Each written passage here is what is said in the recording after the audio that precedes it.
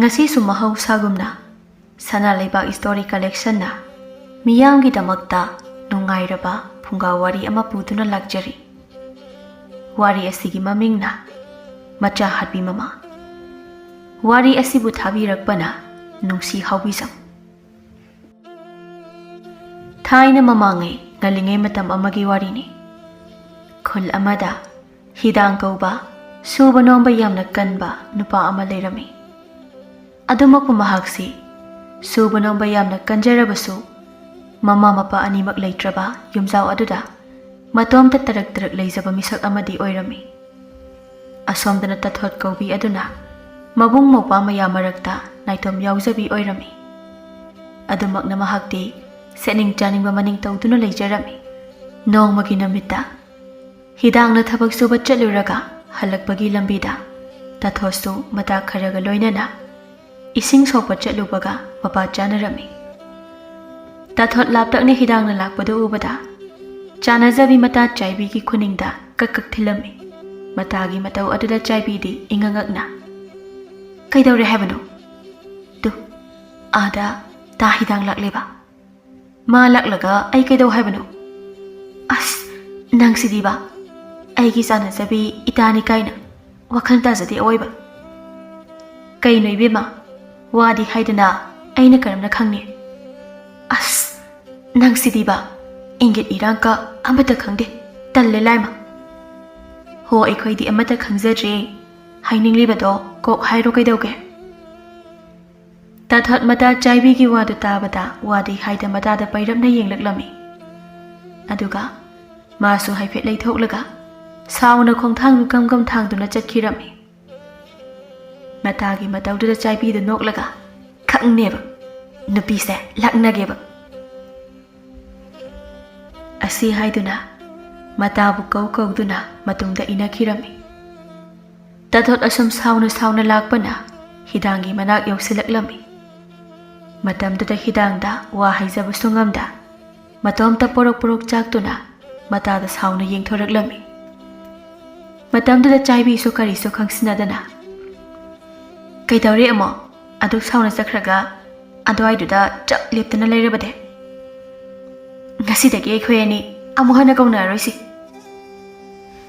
asi haiduna tathot ado sauna hidangda phawba hanna yenglamda sauna chenkhirami hidangdi tawriba matawaduda ingangakna adumak yenglaga lehorami mayamduda chaibido nokmi ta hidang thabak chatluriro noiso ising sokpa chatlibro ahoi fare adudi noiso sokjaruro asi haiduna hidangdo tumina adumak chatkhige tawrami adubu matangduda chaibina taha ta hidang wa mata hayauge ba kari haige haribano atai thoinagi nateda ita tathotki matangdani haba hoi haiduna chaibina hidangda matana mabu khanjaba adu tamlami madu tarubada hidangdu masadu humangana pikanglami madu ubada chaibina ingangakna ta hidang kaidawrage nangbo nasadubo humangana pikanglibadubo kashu tawdada ado aikhoi itage haiba wado kari khalige pau amatadi pami adu natrabadi aikhoi itado ngaudana chakhiba tari tawribasi chaibi ai amukta khalakige hoi taha trabasi yaida ado pau du nungai bo hensiko asi haiduna chaibi adu nokmi adu mak chakhirami hidang chaibi na chatkrabada masado sor sangna hondoklaga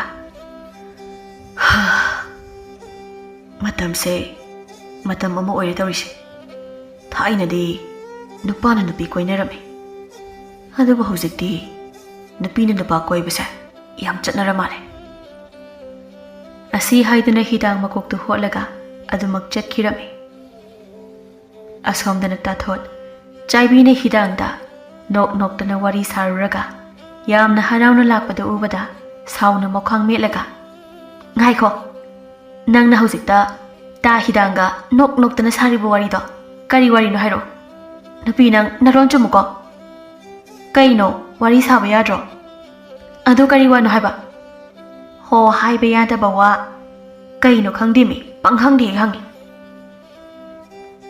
Asi haiduna chaibi. Mata adu laknarage haibagi matagum. Fet haidok chatkirami. Tathot matagi matawaduda porok chakduna khonjal kalapna. Chaibi kari wano hayuda. Ibe ma ho nang na ne ta hidang bu khanjabado. Yeng bangamdadana aina ne ta hidang do. Itana nang bu khanjai haina ne hekta thok haijinbani. Kaino haisibo hingchabi mina kainin hairamgane. Taungambini haina khalamlani. Asi haiduna tathotu ikaiduna mamaido hayai angangbadawna ngaksak ngakhatbadu ubada matagi matawduda chaibido nokmi ho ikairingaida phangloidaw saruk haihawbana phani haina hairuribani ado ta hidang nabu kari hairamage ho karibu hainige khalakige sinidana as nagsidiba kaisu aibu pamsu pambiram loidabada haijalui hekta ikai khangdabini haina khalamlani is adumaina wakhal hanthagano ibema kanana khangba mana sanangbu nungsijaduna leiramlabadi nangna mabu kayam nungsijai haibase ataina khangdrabasune nata ainadi munna khangli aduna aina angamba matengdi pangani se Asi haiduna chaibina matagi wakhandu khara yang thoknabu wari saduna ising sokpa chatkirami. Asomdana tathorki mama ibema aduna mapurebada onsilaga. Makhoi mapa nanai nupina wa amatta haudoksage haina khali. Mama kari wanune nangna adu koina hairibo. Yamna luba waga oiramgadabo maline. Yamna luba wani.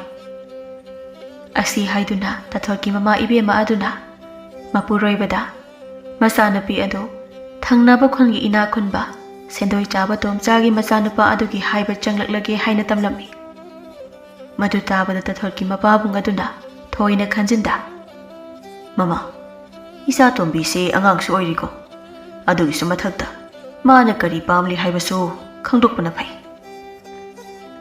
kaino makhoi mapana haiba adubo Isa nupise luhong khongdongba yabagi chahi matang chap charabani aduga ikhoina silise magi phanabani masida mana yada lakta yaponte ko mama nangse onthokna wakhal tadida ko aidi khangde yare haina haidokhragada hangchit se nupi haiba changlakani haikrabani magi nupina haidorokliba wadu tabada tathorki mapabunga dudi Magi nupida ngakna yenglaklami. Sanari bawarido tathosu imung changlakpada haifeti tarami. Aduna tomina thongsin mayado da leplaga leirami. Mapuroibana inga ngakna yenglakpa aduda mama ibema adudi suglapna. Kari mit yengna yengno dubo kibu kizaine chagadawna bu yengli dubo. Mama nangse asi haidana mapabungna wa makha tagi tawbada tathotna khaudembagi makhon tabada tumina laikhirami machanupi halakpagi samin phangbada mama ibema adusu adumak tumina laikhirami tathosu kaisu khangdaba saduna adumak mana thokpa adum thabak inkhang tawduna leirami machanupina kaisu hairaktaba aduda mama ibema adudi machanupina kaisu khangdre khana masadu sorsang na hondokcherami makhoi mapa aidi hauzik ibani na haina bawado nachanupina taramlati khana kayam pakhatlure pakhatkani banang yamna nachanupigi mihul mata asiga nangne mana saukda wangakta khandana tawrakani banang aduna ine ma thiamna bo hotnabadasu yamna waragani makhoi mapa aina tawriba mayam sibu magi phatana bro Pharise madugi wado ai nachanupida tapna haudoklaki adubu nangi lawai dilak tharaga wa haudopi adudi tawrakanuko oh hoida yanaba na khoina pana sanya yanaba adum ngangnabiyu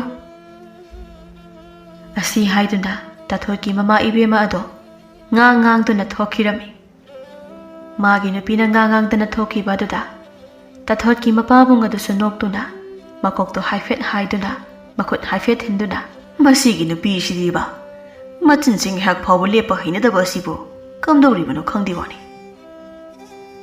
Tanjadu tathoto para magi kadagi tholaga khonjel kalapna Baba Masanapina sauna khangkau korokpa aduda mapabungdo khangpre khangna Hoi kari khukau no ne nangba khangbu khangine Baba Noine khaliba si karino ha Koino ne masibo Mama ga hek chamani Lawai ne phudi hek talak thare hewani Kaino nang na haining libudo ha Koiduna dum hayune Hojikta ima ga paba ga sanaba warido Ai loina ta hawba jani Ha Asi haiduna tathoki mapabungdo Makhoina di masanapina kari suta da boining luraga Loina ta hawi hairakpa aduda matin kutlauna yotharami Aduga machanapina saudana haina noksinaduna Isa tombia Madugi wadu napati yaudabani Namana loina shinbani Khanglabani aina Madugi asin arang phabi aduna soidina sinba oiramani haibase Aduda khangdi Aidi lohongba ado yaba sukangam lo haribasini Tathorki mapabung ado Masanapi ado kethok mauthokna yokpagi haunabi Mana haibata indradi yade haibagi hainabi ama lei haiba khanglibani Adumakpu izat haiba ama su leibanina tapna machada nungsina Isa tombia ipa wa haigise khangli yare paban hairak tawribado aine madu yaba sukangam loiko Isa tombi izat haiba ama su lei Makhoidi aikhoiga ngai sen oibada su noptre Karino nangna pamliba sibo ha Tathot mapabunggi wa adu tabada pairap yenglaga haifet suktharaga Mi aigisu khanjaba napa leijaine Khanhano ne Isana adu khoidaribaduba Adu woirabadi lohongba si haidoklaga loirine Tathot mapabungna adamna ikoi koidana hairakpa aduda ikai na tapna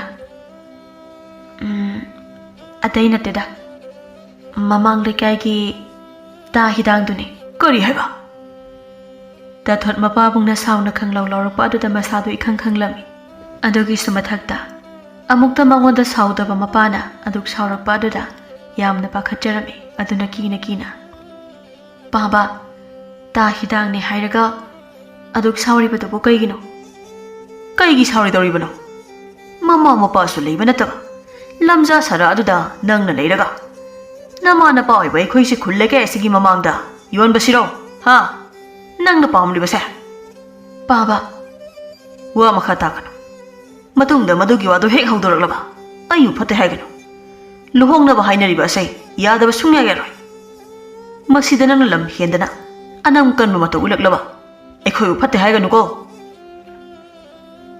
Asi haiduna tathorki mapabungado Machanapi na haijaba wa amata tabidana Sauna adumak thokirami Tathot manade mapabungna yabirakani khana haijaruba adu yabiraktaba aduda mapabung leiringaidadi kiduna karimata haijaba ngamtraga mapabung thokraba kanda sauna Noina yadrasu aidi mangonda namdana leini Noi kana matana thingba yara kai kana dabada aigi lambida ayet apan oiradana Asi haiduna tathot sauna Magi kagi aru ahen mayamdo tap paiduna leimaida pop thadarami Machalnapigi irang sahumdo tabada mabung atomba tondonbado Machalgi ka tamna changlaklami mabung mayamdagi mana ihen hena machalbu ningjabani Aduna machalna sahuna leiramliba phibamdo ubada itaptapna Isan tombe kari amuk tawrabage Pochai mayamse loina langkhairibasibo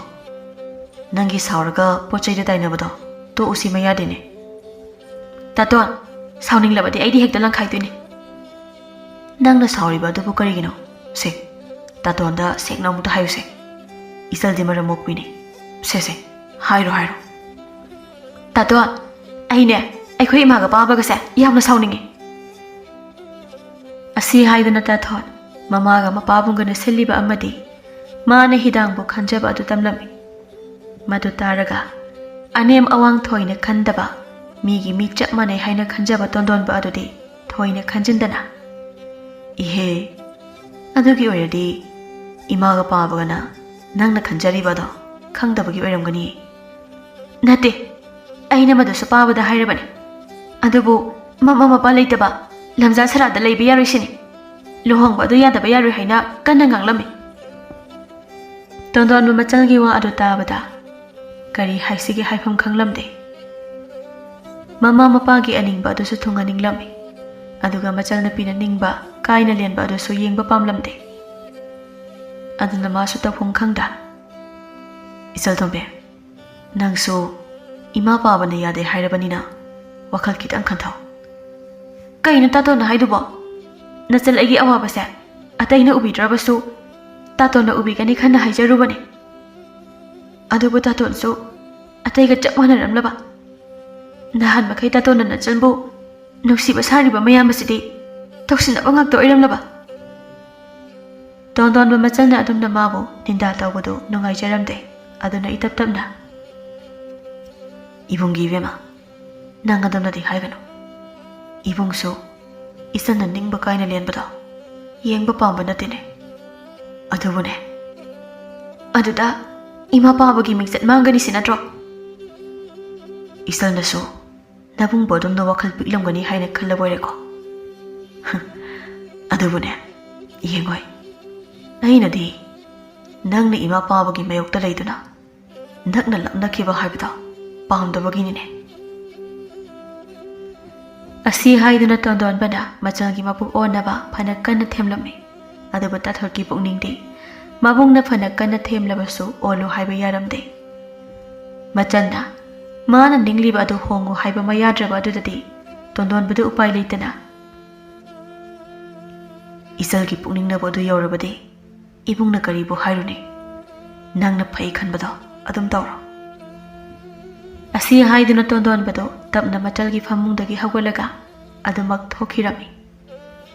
ꯇꯥꯊꯣꯠꯁꯨ ꯃꯕꯨꯡ ꯑꯇꯣꯝꯕ ꯑꯗꯨꯅ ꯃꯥꯕꯨ ꯋꯥꯔꯧꯕ ꯃꯥꯟꯕ ꯃꯇꯧꯗꯨꯗ ꯋꯥꯈꯜ ꯅꯨꯡꯉꯥꯏꯇꯅ ꯂꯩꯍꯧꯔꯝꯃꯤ.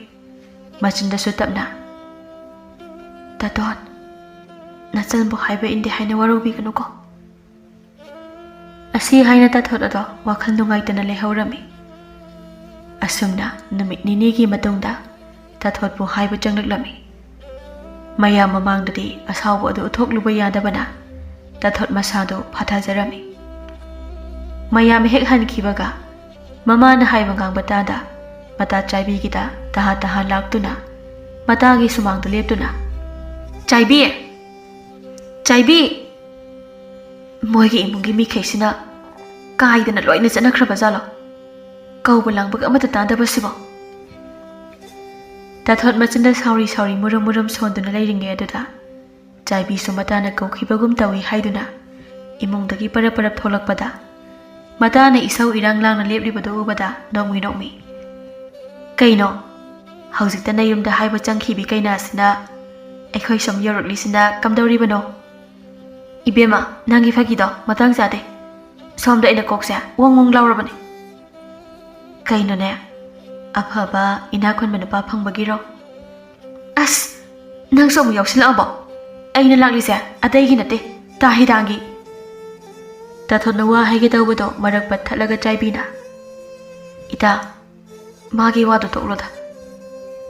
ꯇꯥꯊꯣꯠ ꯃꯇꯥꯅ ꯑꯗꯨꯝꯅ ꯏꯌꯥꯡ ꯌꯥꯡꯅ ꯍꯥꯏꯗꯣꯔꯛꯄ ꯑꯗꯨꯗ ꯊꯥꯖꯗꯅ ꯃꯇꯥꯗ ꯆꯪꯉꯛꯅꯕ ꯃꯤꯠꯌꯦꯡ ꯑꯃꯒ ꯂꯣꯏꯅꯅ, ꯀꯩꯅꯣ ꯅꯪꯅ ꯍꯥꯏꯗꯨꯕꯣ?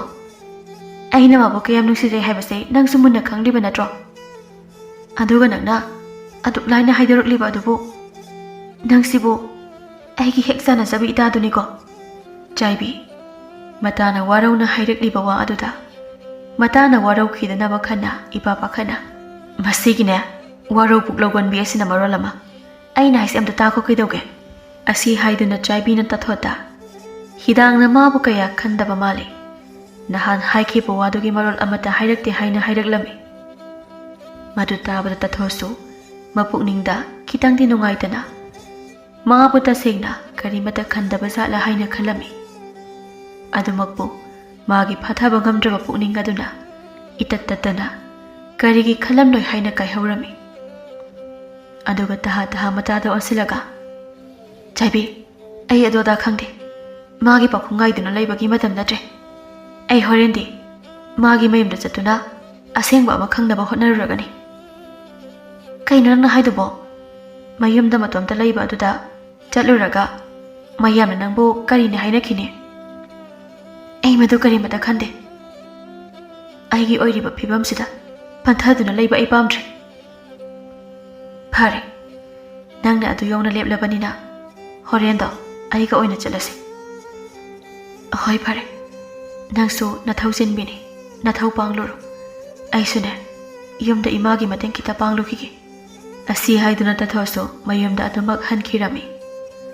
ꯆꯥꯏꯕꯤꯁꯨ ꯃꯇꯥꯅ ꯆꯠꯈꯤꯕ ꯑꯗꯨꯗ ꯁꯣꯔ ꯁꯥꯡꯅ ꯍꯣꯟꯗꯣꯛꯂꯒ ꯏꯃꯨꯡꯗ ꯆꯪꯈꯤꯔꯝꯃꯤ. ꯍꯥꯏꯅꯈꯤꯕꯒꯤ ꯃꯇꯨꯡ ꯏꯟꯅ ꯇꯊꯣꯠꯁꯨ ꯅꯨꯡꯊꯤꯜꯗ ꯆꯥꯏꯕꯤ ꯍꯣꯏꯗ ꯂꯥꯛꯇꯨꯅ ꯆꯥꯏꯕꯤꯒꯤ ꯃꯃꯥꯗ ꯆꯥꯏꯕꯤ ꯍꯪꯕ ꯃꯇꯝꯗ ꯃꯆꯥꯅꯨꯄꯤꯗꯤ ꯃꯥꯅ ꯃꯄꯥꯝꯗ ꯆꯠꯇꯕ ꯌꯥꯗꯕ ꯊꯕꯛ ꯑꯃꯒꯤ ꯊꯥꯈꯤ ꯍꯥꯏꯅ ꯈꯨꯝꯂꯛꯂꯝꯃꯤ. ꯃꯗꯨ ꯇꯥꯕꯗ ꯇꯊꯣꯠꯁꯨ ꯎꯄꯥꯏ ꯂꯩꯇ ꯃꯇꯣꯝꯇ ꯍꯤꯗꯥꯡ ꯍꯣꯏꯗ ꯆꯠꯈꯤꯔꯝꯃꯤ. ꯇꯁꯦꯡꯕꯗꯤ ꯆꯥꯏꯕꯤꯗꯨ ꯀꯩꯁꯨ ꯆꯠꯊꯣꯛꯇꯅ ꯏꯃꯨꯡꯗ ꯂꯩꯔꯤꯕ ꯑꯣꯏꯔꯝꯃꯤ. ꯉꯁꯥꯏ ꯃꯆꯥꯅꯨꯄꯤꯒ ꯇꯊꯣꯠꯀ ꯁꯥꯟꯅꯈꯤꯕ ꯋꯥꯔꯤ ꯑꯗꯨ ꯆꯥꯏꯕꯤꯒꯤ ꯃꯃꯥꯅ ꯂꯣꯏꯅ ꯇꯥꯍꯧꯕꯅ ꯃꯆꯥꯅꯨꯄꯤꯗ ꯃꯃꯥꯅ ꯆꯠꯄ ꯌꯥꯔꯣꯏ ꯍꯥꯏꯅ ꯊꯤꯡꯕꯅꯤ. ꯃꯇꯥꯅ ꯍꯦꯛ ꯆꯠꯈꯤꯕꯒ ꯆꯥꯏꯕꯤꯁꯨ ꯏꯃꯨꯡꯗꯒꯤ ꯄꯔꯞ ꯄꯔꯞ ꯊꯣꯛꯂꯛꯇꯨꯅ ꯃꯃꯥꯗ ꯑꯣꯟꯁꯤꯜꯂꯒ, "ꯏꯃꯥ, ꯑꯩ ꯏꯇꯥꯒ ꯄꯨꯟꯅ ꯆꯠꯃꯤꯟꯅꯔꯒꯦ. ꯏꯇꯥꯅ ꯑꯩꯕꯨ ꯁꯣꯏꯗꯅ ꯋꯥꯔꯧꯈ꯭ꯔꯅꯤ ꯏꯃꯥ." "ꯏꯃꯥꯒꯤ ꯏꯕꯦꯝꯃ, ꯑꯩꯅꯅꯦ ꯅꯇꯥꯗ ꯅꯪ ꯂꯩꯇꯦ ꯍꯥꯏꯅ ꯈꯨꯝꯈ꯭ꯔꯕꯅꯤ. ꯌꯦꯡꯉꯣꯏ, ꯅꯪꯅ ꯅꯇꯥꯒꯤ ꯈꯟꯖꯕ ꯑꯗꯣ ꯏꯃꯥꯁꯨ ꯈꯪꯉꯤ. ꯑꯗꯨꯕꯨꯅꯦ, ꯍꯟꯗꯛꯀꯤ ꯑꯁꯤꯗ ꯅꯪꯅ ꯍꯦꯛ ꯌꯥꯎꯁꯤꯜꯂꯨꯕꯗ ꯏꯃꯨꯡ ꯑꯁꯤꯗ ꯇꯥꯒꯗꯕ ꯑꯋꯥꯕ ꯑꯗꯣ ꯈꯪꯖꯤꯜꯂꯨ." ꯑꯁꯤ ꯍꯥꯏꯗꯨꯅ ꯆꯥꯏꯕꯤꯒꯤ ꯃꯃꯥꯅ ꯃꯥꯒꯤ ꯄꯨꯛꯅꯤꯡꯗꯨ ꯐꯥꯊꯧ ꯍꯥꯏꯅ ꯁꯤꯟꯅꯔꯝꯃꯤ. ꯆꯥꯏꯕꯤꯁꯨ ꯃꯇꯥꯕꯨ ꯐꯅ ꯅꯨꯡꯁꯤꯗꯨꯅꯁꯨ ꯃꯥꯒꯤ ꯏꯃꯨꯡꯅ ꯍꯦꯜꯂꯤ ꯈꯟꯅ ꯇꯨꯃꯤꯟꯅ ꯑꯗꯨꯃꯛ ꯂꯩꯁꯤꯟꯈꯤꯔꯝꯃꯤ. ꯑꯁꯣꯝꯗꯅ ꯇꯊꯣꯠꯇꯨ ꯇꯍꯥ ꯇꯍꯥ ꯍꯤꯗꯥꯡꯒꯤ ꯃꯌꯨꯝꯗ ꯂꯥꯛꯇꯨꯅ ꯁꯨꯃꯥꯡꯗ ꯂꯦꯞꯂꯒ, "ꯇꯥ ꯍꯤꯗꯥꯡ! ꯇꯥ ꯍꯤꯗꯥꯡ!" ꯇꯊꯣꯠꯅ ꯀꯧꯔꯤꯕꯗꯨ ꯐꯃꯨꯡꯗ ꯅꯥꯍꯦꯗꯨꯅ ꯍꯤꯞꯂꯤꯕ ꯍꯤꯗꯥꯡꯁꯨ ꯇꯥꯔꯗꯨꯅ ꯉꯝꯗ ꯉꯝꯗ, "ꯀꯅꯥꯅꯣ? ꯏꯃꯨꯡꯗ ꯑꯗꯨꯃꯛ ꯆꯪꯂꯛꯑꯣ." ꯇꯊꯣꯠꯁꯨ ꯍꯤꯗꯥꯡꯅ ꯏꯃꯨꯡꯗ ꯆꯪꯂꯛꯑꯣ ꯍꯥꯏꯕ ꯑꯗꯨꯗ ꯀꯩꯁꯨ ꯈꯟꯗꯅ ꯑꯗꯨꯃꯛ ꯆꯪꯈꯤꯔꯝꯃꯤ. ꯑꯗꯨꯕꯨ ꯉꯁꯥꯏꯗꯒꯤ ꯇꯊꯣꯠꯅ ꯍꯤꯗꯥꯡ ꯍꯣꯏꯗ ꯃꯇꯣꯝꯇ ꯆꯪꯈꯤꯕ ꯎꯍꯧꯕ ꯃꯧ ꯑꯅꯤꯈꯛꯅ ꯁꯝꯕꯜ ꯃꯔꯨꯝꯗ ꯂꯨꯝꯗꯨꯅ ꯀꯔꯤ ꯇꯧꯔꯤꯕꯒꯦ ꯌꯦꯡꯗꯨꯅ ꯂꯩꯔꯤꯕ ꯑꯣꯏꯔꯦ. ꯇꯊꯣꯠꯅ ꯍꯤꯗꯥꯡꯒꯤ ꯏꯃꯨꯡꯗ ꯆꯪꯈꯤꯕ ꯑꯗꯨ ꯎꯕꯗ ꯃꯧ ꯑꯃꯅ ꯑꯃꯗ, "ꯏꯅꯥꯛ ꯈꯨꯜꯂꯕꯅꯤ, ꯀꯨꯁꯤꯔꯥꯁꯤ ꯍꯦꯛꯇ ꯇꯧꯕ ꯌꯥꯔꯅꯤ ꯁꯤꯅꯤꯅꯦ. ꯀꯥꯟꯅꯗꯦ, ꯈꯨꯜ ꯂꯩꯀꯥꯏ ꯇꯥꯛꯇꯨꯅ ꯈꯣꯡꯒꯣꯏꯅꯒꯗꯕꯅꯤ." ꯃꯧ ꯑꯃꯅ, "ꯂꯥꯛꯑꯣ, ꯑꯇꯩ ꯈꯣꯡꯂꯨꯁꯦ." ꯑꯁꯤ ꯍꯥꯏꯗꯨꯅ ꯃꯧ ꯑꯅꯤꯗꯣ ꯃꯤ ꯈꯣꯝꯕ ꯆꯠꯈꯤꯔꯝꯃꯤ. ꯑꯁꯣꯝꯗꯅ ꯍꯤꯗꯥꯡꯗꯨ ꯍꯤꯞꯇꯨꯅ ꯂꯩꯔꯤꯉꯩ ꯑꯗꯨꯗ ꯇꯊꯣꯠ ꯆꯪꯂꯛꯄꯗꯨ ꯎꯕꯗ ꯏꯄꯥ ꯄꯥꯈꯠꯅ, "ꯑꯦ, ꯇꯊꯣꯠ, ꯅꯪꯗꯤ ꯁꯤꯗ ꯀꯩꯗꯧꯕ ꯂꯥꯛꯏꯕ?" ꯇꯊꯣꯠ ꯍꯤꯗꯥꯡꯅ ꯃꯁꯥ ꯏꯉꯝ ꯉꯝꯗꯕ ꯎꯕ ꯑꯗꯨꯗ ꯍꯪꯂꯤꯕ ꯑꯗꯨ ꯈꯨꯝꯗ, "ꯇꯥ ꯍꯤꯗꯥꯡ, ꯅꯁꯥꯗꯨꯕꯨ ꯏꯉꯝ ꯉꯝꯗꯅ ꯎꯏ. ꯀꯔꯤ ꯇꯧꯔꯒꯦ?" ꯑꯁꯤ ꯍꯥꯏꯗꯨꯅ ꯇꯊꯣꯠꯇꯨ ꯏꯀꯣꯏ ꯀꯣꯏꯗꯅ ꯍꯤꯗꯥꯡꯒꯤ ꯃꯔꯥꯏꯕꯛ ꯑꯗꯨꯗ ꯃꯈꯨꯠꯇꯨ ꯊꯝꯒꯦ ꯇꯧꯔꯝꯃꯤ. ꯑꯗꯨꯕꯨ ꯃꯇꯝꯗꯨꯗ ꯈꯪꯍꯧꯗꯅ ꯈꯨꯜ ꯂꯩꯀꯥꯏꯒꯤ ꯀꯅꯥꯒꯤ ꯃꯧ ꯅꯍꯥ ꯑꯍꯜ ꯑꯉꯥꯡ ꯈꯥꯛꯇꯅ ꯃꯈꯣꯏ ꯑꯅꯤꯅ ꯂꯩꯔꯤꯕ ꯑꯗꯣꯝꯗ ꯍꯨꯞꯆꯤꯟꯅꯔꯛꯂꯝꯃꯤ. ꯇꯧꯔꯤꯕ ꯃꯇꯧꯗꯨꯗ ꯍꯤꯗꯥꯡꯗꯨ ꯏꯄꯥ ꯄꯥꯈꯠꯅ ꯉꯝꯗ ꯉꯝꯗ, "ꯏꯅꯦ ꯍꯣꯏ, ꯏꯟꯗꯣꯜ ꯍꯣꯏ, ꯀꯩꯗꯧꯕ ꯌꯥꯎꯔꯕꯒꯦ? ꯃꯌꯥꯝꯅ ꯑꯩꯒꯤꯗ ꯄꯨꯂꯞ ꯍꯦꯛꯇ ꯍꯨꯞꯆꯤꯜꯂꯛꯂꯤꯕ ꯑꯁꯤꯕꯨ?" "ꯍꯣ ꯏꯕꯨꯡꯉꯣ, ꯑꯣꯛꯇꯕ ꯑꯣꯛꯇꯕꯤ ꯐꯥꯒꯦ ꯍꯥꯏꯅ ꯍꯨꯞꯆꯤꯜꯂꯛꯂꯤꯕꯅꯤ." "ꯏꯟꯗꯣꯜꯅ ꯍꯥꯏꯔꯤꯕ ꯑꯗꯨꯕꯨ ꯀꯔꯤꯅꯣ? ꯇꯥ ꯍꯤꯗꯥꯡ ꯑꯩꯈꯣꯏ ꯑꯅꯤꯅ ꯀꯔꯤ ꯑꯀꯥꯏꯕ ꯂꯤꯆꯠ ꯆꯠꯂꯝꯂꯒꯦ? ꯏꯟꯗꯣꯜ ꯍꯣꯏꯅ ꯑꯗꯨꯝꯅ ꯍꯦꯛꯇ ꯍꯥꯏꯔꯤꯗꯨꯕꯣ?" ꯃꯧ ꯑꯃꯅ, "ꯍꯣ ꯏꯕꯦꯝꯃ, ꯑꯩꯈꯣꯏꯅ ꯅꯈꯣꯏ ꯑꯅꯤꯒꯤ ꯑꯔꯣꯟꯕ ꯂꯤꯆꯠꯇꯣ ꯏꯃꯤꯠꯁꯤꯅ ꯎꯔꯕꯅꯤ. ꯑꯗꯨꯅ ꯉꯁꯤꯗꯤ ꯅꯈꯣꯏ ꯑꯅꯤꯕꯨ ꯀꯩꯅꯥ ꯀꯠꯄ ꯇꯥꯔꯦ." ꯑꯁꯤ ꯍꯥꯏꯗꯨꯅ ꯃꯈꯣꯏ ꯑꯅꯤꯅ ꯍꯥꯏꯖꯕ ꯇꯥꯗ ꯃꯈꯣꯏ ꯑꯅꯤꯕꯨ ꯀꯩꯅꯥ ꯀꯠꯂꯝꯃꯤ. ꯄꯥꯎꯗꯨ ꯇꯥꯕꯗ ꯇꯊꯣꯠꯀꯤ ꯃꯃꯥ ꯃꯄꯥꯗꯤ ꯃꯩ ꯍꯧꯅ ꯁꯥꯎꯔꯝꯃꯤ. ꯃꯃꯥ ꯃꯄꯥꯗ ꯅꯠꯇꯅ ꯃꯕꯨꯡꯈꯩꯁꯨ ꯂꯣꯏꯅ ꯁꯥꯎꯅꯔꯝꯃꯤ. ꯃꯁꯤꯗ ꯇꯨꯃꯤꯟ ꯂꯩꯔꯤꯕ ꯍꯥꯏꯕꯨ ꯃꯕꯨꯡ ꯑꯇꯣꯝꯕ ꯑꯗꯨꯗ ꯑꯣꯏꯔꯝꯃꯤ. ꯃꯄꯥꯗꯤ ꯃꯈꯣꯏꯒꯤ ꯏꯖꯠ ꯂꯩꯈꯥ ꯇꯥꯍꯜꯂꯤ ꯈꯟꯗꯨꯅ ꯃꯆꯥꯅꯨꯄꯤꯕꯨ ꯁꯤꯈ꯭ꯔꯦ, ꯈꯣꯡꯒꯨꯜ ꯇꯥꯔꯛꯄ ꯌꯥꯔꯣꯏ ꯍꯥꯏꯅ ꯐꯥꯎꯕ ꯈꯟꯈꯤꯔꯝꯃꯤ. ꯑꯁꯨꯝꯅ ꯅꯨꯃꯤꯠ ꯑꯗꯨꯗꯒꯤ ꯃꯈꯣꯏ ꯑꯅꯤꯁꯨ ꯎꯄꯥꯏ ꯂꯩꯇ ꯂꯩꯇ ꯃꯇꯩ ꯃꯅꯥꯎ ꯍꯥꯏꯕꯗꯨ ꯑꯗꯨꯃꯛ ꯑꯣꯏꯈꯤꯔꯝꯃꯤ. ꯇꯊꯣꯠ ꯃꯤꯅꯣꯛ ꯃꯩꯁꯥ ꯃꯌꯥꯝ ꯃꯔꯛꯇ Magi nungsiba adu phangjaba aduda lona thamoida mama nokjarami adumakpu nungsibanadi puk thallo haibadi yaraktabana hidangi manakta asum leiraklaba matamda mapunsida awaba karino khangjaraktabi adu nongmagi awaba mayamdu khangba ngamlaklamde awaba mayamdu khangba waraga matomta tainafam khangda maraipak aduda popop thajanjarami hidangsu magi loinabina wana lenbadu nungaibadi natte adubu wa amatati hairamde asumna asum haukhibana tathoto mirolduna mama haibadu oirami leitabana chaba thakpa mapung phadabana masado mayangsu kangtri kanglami magi loinabigi phibamdu ubada hidangdu nungaitana nabe nangse namana pagi manakta setningbada set chaningbada cha tawduna lelapado hojikti lairaba aigi inakta leiduna chaba thakpa phawba mapung phana chaba phangdraduna nayangsu kakrik kangle yengbada yamna nungaitre moita kaigi adumna hairibano aigidi nangi nanakta leizaba asa lairibakta leibagumna nungaijaribane asi haiduna tathoto mitludagi pirang irik ama simtharaklami madu mapuraiba ukhrabadi nungai khiroi khana thunama phisi aduna taithokjarami hidang sumagi loinabina haidoktana khangjaliba awaba adu khanglibani adubu lairaba oirubana tumina usinnadana adumak leikhirami asumna makhoi anido nungsi sanana lelakpana tatho sumakum matha suduna agang unarami hidang machanupa ama phangjaba aduda yamna haraujarami adubu magi loinabi adudi aroiba oire haiba wahaidu tabada yamna kapjarami hidang kapna machabu mathada konsanjaduna magi loinabigi aroiba mathongangamsu pangthoklami asomda tathorki mamaga mapagadi macha napi leikhidre haima paudu tabada pendabana loirami adubu thokriba mayamduna machagi aroiba mathomangam phawba yawba ngamdaba haibadu oirami adamna matam kharagi tungdadi apipa macha adugi khalaga khul leikaina hidangbu namdana nupi ama thihalami nupi aduna lakpa nauringai matamdadi hidangi macha nupa thawbabu machada macha amagumna luna chana tawjarami adubu nupi aduna magi asengba macha hek yawrakpadagi thawbabu miraiba adum hawraklami thawbana chahi mari banga hairakpa matangduda nongmagi numita hidangdu khulgi khongbal amada ngaprum talubada ngaprum manga taruk pharaktuna kon amada haplaga changlaklami aduga magi nupida onsilaga hai mama sise semlaga phasana thongro kaino asi loina chase hairo khara siyon si kaino o hoi nangna fadaba tawro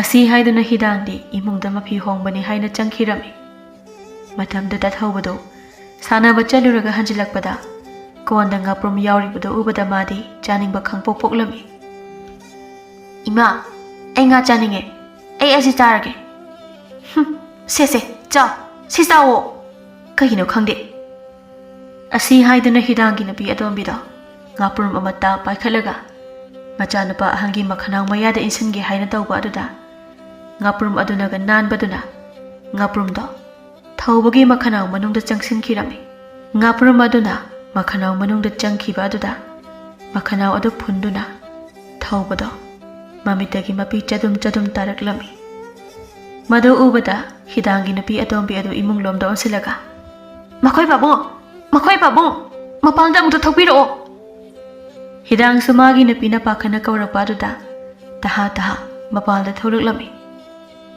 adubu matamduda machanapa ahaladudi masa manungda ngaprum changkhiba aduna khangba ngamda tharo olaga leirami madu ubada pakhana isa thoiba kaino nang tawriba sibo asi haiduna hidangsu tofom khangda machanapa aduna thawai thakhiba adu ꯑꯗꯨꯃꯛ ꯌꯦꯡꯗꯨꯅ ꯂꯩꯍꯧꯔꯝꯃꯤ꯫ ꯅꯨꯃꯤꯠ ꯑꯗꯨꯒꯤ ꯇꯨꯡꯗꯒꯤꯗꯤ ꯍꯤꯗꯥꯡ ꯉꯥꯎꯆꯠꯅꯅ ꯁꯤꯕ ꯉꯥꯏꯅ ꯑꯗꯨꯃꯛ ꯄꯨꯟꯁꯤ ꯂꯦꯟꯈꯤꯔꯝꯃꯤ꯫